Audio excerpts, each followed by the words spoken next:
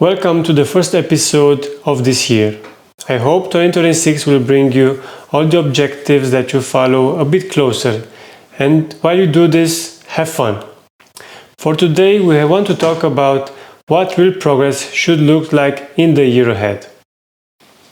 January, the month where the CrossFit gyms and gyms in general get overcrowded with people with good intentions, start a new year.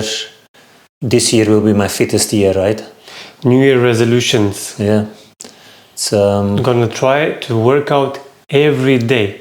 Yeah, exactly. For a week. Exactly, that's where it goes wrong. And that's why we're going to talk a little bit about setting right expectations and talk a little bit about what real progress looks like. But first of all, why do you think the resolutions don't actually work? Because they go too extreme. They're thinking, I need to come in, train more, my trainings need to be more intense, I have to have more restriction on my food, more pressure in general they put on themselves than what it used to be, because it must be like that, right? Because I failed back then because I just didn't try hard enough, I didn't do enough. The problem with this is that, okay, they come in January with this mindset of more is better, and they want to change everything at the same time, and by the time it's February, they're overtrained, demotivated because these extreme habits it's not sustainable. Small injuries pop up, and in some cases we don't see them in the gym anymore. And then they say to us, CrossFit is not for me. CrossFit is for nobody if you approach it the way you just did it in the last 3 months. It's for nobody. If you go from no training to I need to train 5 days a week, from I eat sweets every day to no sugar January, like extremes don't last. And it's normal that you get demotivated. It's too much. Give it time. It's a marathon. It's not a sprint. I think you get mentally tired, first of all. Yeah. And it's not you the one that suffers. It's the close one next to you. Your family, your friends. Because you become anxious, like antsy. You respond to everything that happens to you because you are putting in the work. You are putting all that pressure. But still, you're tired. And you don't feel better. You don't feel the way that you imagine you will feel. Yeah, people, they don't. Their progress doesn't stop because they don't train hard enough. Their progress stops because they train too hard for too long without recovery. And it's normal that it hits you mentally, it hits you physically. It's a bit of it's a big exercise in patience in the beginning, because you need to do much less than you think you should do. And maybe you will have the feeling in the beginning that, why am I paying all this money for only training 2 or 3 times a week? Because that's your start point.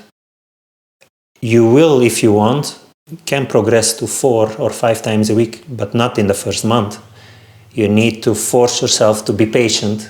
The 20 kilos progress on the bar doesn't happen in a week. 10 kilos lose 10 kilos of body fat doesn't happen in the first month. You don't get a bigger engine just like that. It takes time, and you need to slowly progress into it mentally, but also physically, to slowly make small steps. As long, what's the typical phrase? Search the minimum effective dose of what keeps you progressing. As long as the minimum effective dose, let's say the minimum effective dose at the beginning is 2 times. As long as I see progress with 2 times, there's no need to go 3 times. When that stops, okay, then we change again. But as long as something works, don't change it. Just don't start too extreme at the start, and give it a little bit of time before you start making changes in anything, food or training. Just patience. Patience is the key word, I think, in the road to progress. A lot of people, they're setting all these goals and they call it ambition. I call it impatience. You want to get there too fast, and it's not sustainable. If you're thinking if I'm asking you the question, are you gonna do this tempo still next year? If you're doubting, you probably should start a little bit slower because you're already doubting that it's sustainable. If it's not sustainable now, it's not gonna be sustainable in a year. So impatient. I get it. You decided now to make the change, but the change needs time. Probably what they have in their head is the plan for in a year. That's the build-up in this year. By the end of the year, maybe you should be at 5 sessions. By the end of the year, maybe you should have an entire different looking way of eating than you have in January. But all the months in between should be a lead-up where you slowly adjust things to that last month in December, where then you have what you have in your head as this is the perfect scenario. You need to want to walk that road. And if you walk that road in that style where throughout the year you progress to what you think is perfect, it's going to be sustainable long term. You're not going to get there faster by doing more in the first 3 months. Probably going to burn out. Yeah, I agree. It's hard to believe it because it's counterintuitive. Because you would think extra work, hard work equals results. But not necessarily. That's what you think in your daily life on your job, right? Work more, do the extra hours, stay longer at work, get the promotion, because we're programmed like that, right? But yeah, we are. On fitness, unfortunately, you can't force it. And like we talked about in previous episodes, what real progress actually looks like is that you show up when you don't have motivation, you finish your session feeling trained, not feeling drained. Because that's also the misconception of a lot of people. Every session I need to get fucked up by the end to make it work. No, you need to feel like you did a training, but that you can come back. Not that you're messed up for the next days. You start recovering better between workouts, because as long as that doesn't happen, you can also not do more. You can't just do a workout, be fucked up and still train, be under-recovered, and still train on the third day, be under-recovered. It's not gonna last. As a side note here, I think you can do this only when you're 20. You can get away with it for a longer period, but eventually you'll come also to that point where I said in the beginning of the episode, you stall your progress by training too hard for too long with too little recovery. So eventually the 20-year-old will get there, but it will take longer. Yeah, the signs on a 30 and especially 40-year-old, they will be much faster. So they might not last 3 months at that rate of no matter how I feel, I'm training. No, you're making progress in your recovery. You make progress from your training, not by just train, put more stress on the body that's already exhausted. So the goal is stack good weeks on top of good weeks, sustainable weeks on top of sustainable weeks. It's no point in having one amazing week of 5 days if then the next week is 1 of 2 training days. Then you're better off starting lower, like I said in the beginning. 3 days a week, get your recovery in between, play around a little bit. After a while, you're going to feel that maybe you don't need 1 day of recovery in between, and you can start training 2 days in a row, a day of recovery, then the third day. Your body is adapting, you're recovering better between trainings, you're making progress by you feeling it during the training, you're not so out of breath anymore, you don't have so much muscle pain anymore. These are all signs that maybe you could do a little bit more. You could do a little bit more volume. But normal volume, how you should feel in a training week is some days are easy, some days are medium, some days are hard. You can't go every day hard, heroic, full effort days because it won't last. It's normal, the 3 intensities. Not every day needs to be a hard day. And this is part of you making progress. If you're going to make every day a hard day, it's going to be 1. If you're as a beginner mentally hard, just imagine going to the pain cave one day and think, oh, fucking tomorrow I have to do it again. No, not every day is supposed to feel like I gave it my all. I would keep 1 day to I gave it my all, and the other days are between 70 and 90%, depending on how you feel. But not everything needs to be a full-out effort or try to PR or the heaviest weight or the fastest time. It should be like a wave, up and downs throughout the week, where you have some good days and you have some less days. And then when you have a very good day, might be the day to push it as hard as you can. And on the other days, go more on feeling, because you need to recover, and throwing down hard with your friends and getting dragged into a competition every day, that's exactly what it is then. It's not training anymore. You're competing every day. And for those that do competition, if you do competition hard and you give full in, I just did a Hyrox race a couple of days ago. I haven't done anything in the last 4 days. So I can tell you, if you go hard every day in training, probably not really 100%, and you should probably not feel like repeating that type of effort every day. It's training, it's not competing. So know a bit the difference. It takes another type of energy, and it drains you more if you're going to start competing every day. And I guess it's not just physically, it's mentally. Mentally also, yeah. The mental struggle of I have to, because you have that expectation of yourself, I have to go that deep again as I did yesterday. That's hard to do that every day. CrossFit competitors can do that. Yeah. But that's very hard for us regular folks to go to that place every day. That's why they are so few in the world. Yeah. CrossFit athletes. They're professional athletes, and even professional athletes, they program themselves some lower intensity, maybe bigger volume days, but lower intensity. Because I remember talking to our competitors after they come back from the Romanian throwdown, and one of them told me that he thinks that this is enough. He took a week off and he said, I need to recover a bit. And it was actually smart when I heard it. He said, I'm going to just maybe do a jog, maybe walk a bit, but I don't feel like coming to the gym. I think it's understandable. It's the smart approach. It's understandable. After we did the Clash of the Smart Movers, I was surprised how many people that I saw in that competition pop up on Monday again. It is or two things, or you didn't really go full into that competition, or the second thing is you put yourself the expectation of I have to train. No, you have to recover, and you just did a very heavy competition. You can take 2-3 days off, and then you slowly get back into training. And that first day shouldn't be 100% day. It's that mood of I'm happy I'm here. I'm gonna just loosen up a bit.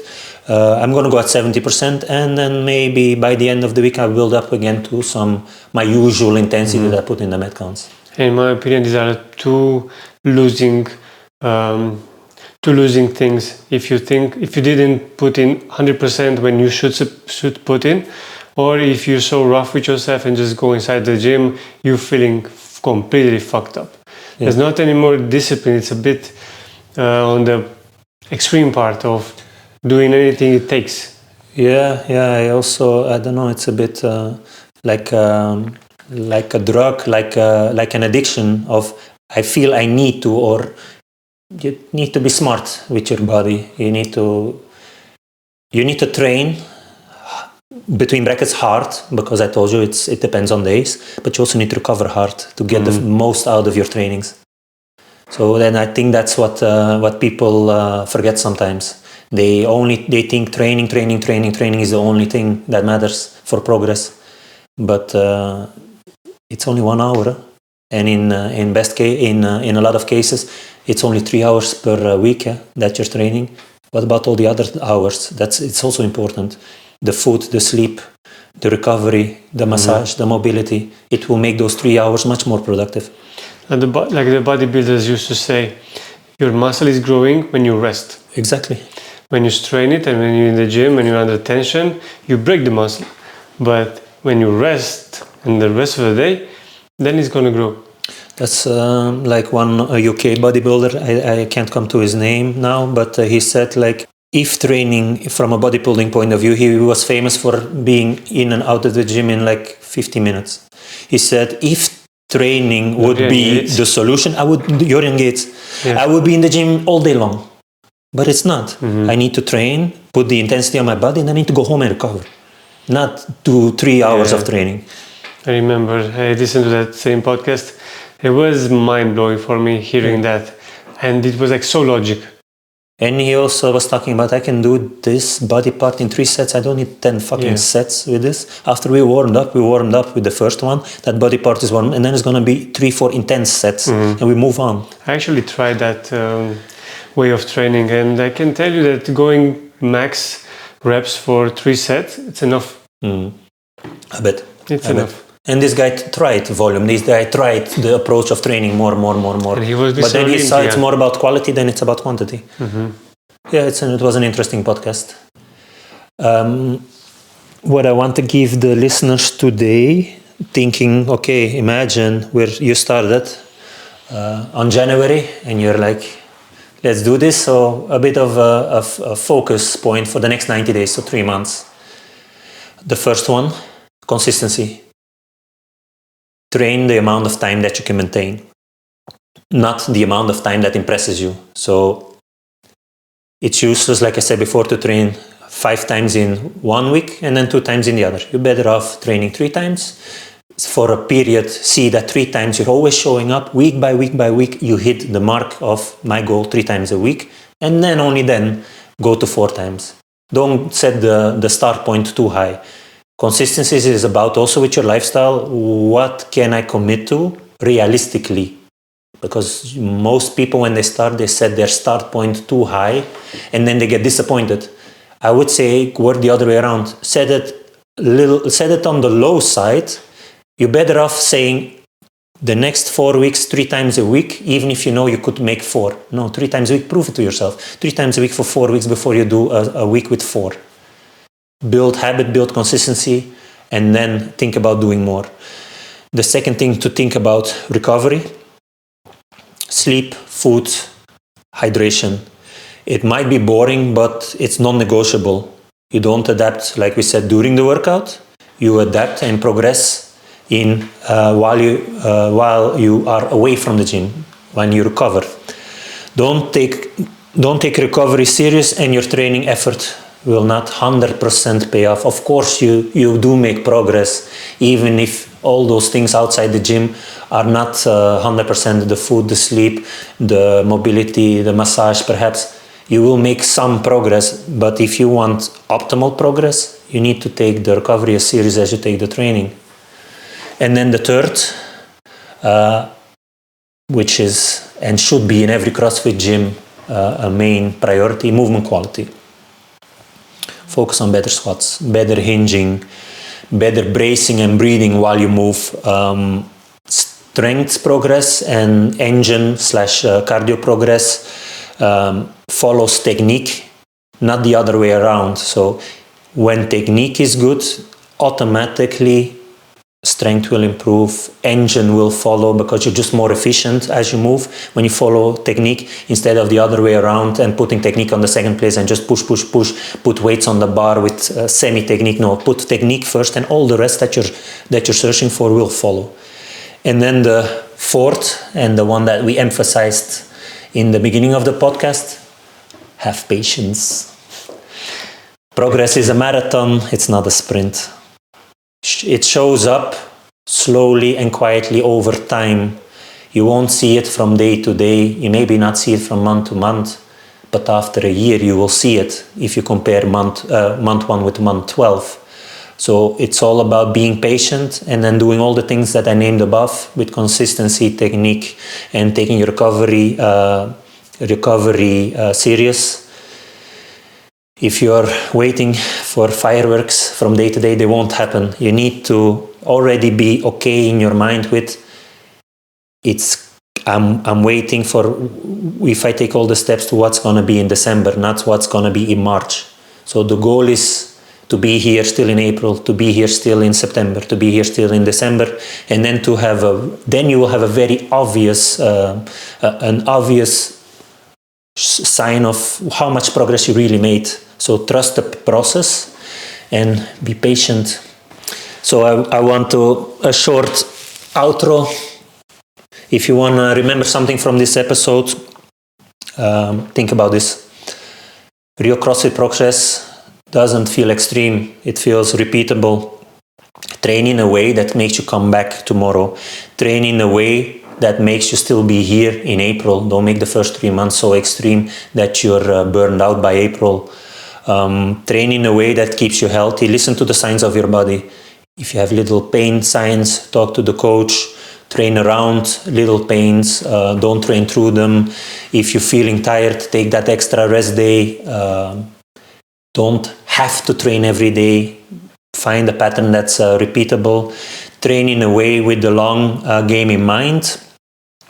And if you're part of the Smart Move community, this is exactly what I would want for you, to every day in training take decisions on the spot, in the Metcon, on the choice of weights in the weightlifting, with the idea of I want to be back here tomorrow. Leave the ego at the door and think of the long-term plan. The goal should be to train regular, because consistency beats intensity every time. So after this episode, let's restart the 15-minute AMRAP series. That means we need your questions. Please write us anything that comes to mind about training. No question is too obvious. Write them all. See you soon.